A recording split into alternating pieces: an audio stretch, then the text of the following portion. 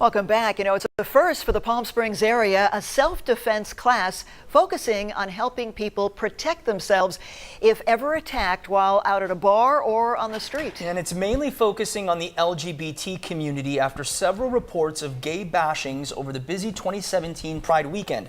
KMIR's Patrick Price shares how these simple tips could save your life.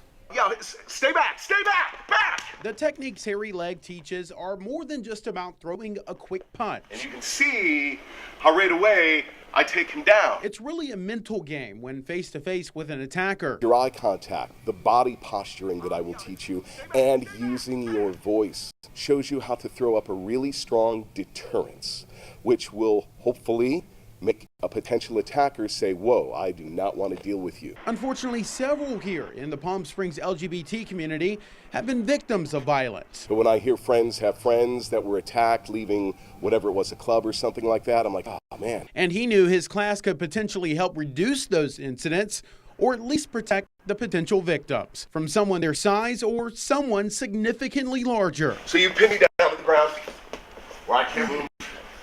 Okay, now if I muscle this, it's very difficult, but I will teach you a relaxation technique that allows you to just take them off right away. Tashima Moss is a native of Palm Springs. Thankfully, she's never been approached or attacked, but it doesn't mean it couldn't happen. Believe me, I have to protect myself if that happens, but I try not to think that way. I just try to stay positive. It's worth keeping those good thoughts, but Legg says there's no better time than the present to learn from past incidents to stay safe in the future. Most people are going to back off unless they have really strong criminal intent. In Palm Springs, Patrick Price, KMIR News.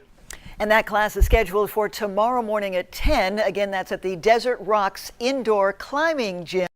Advance tickets are $50 and it's $60 at the door. Again, this is open to anyone.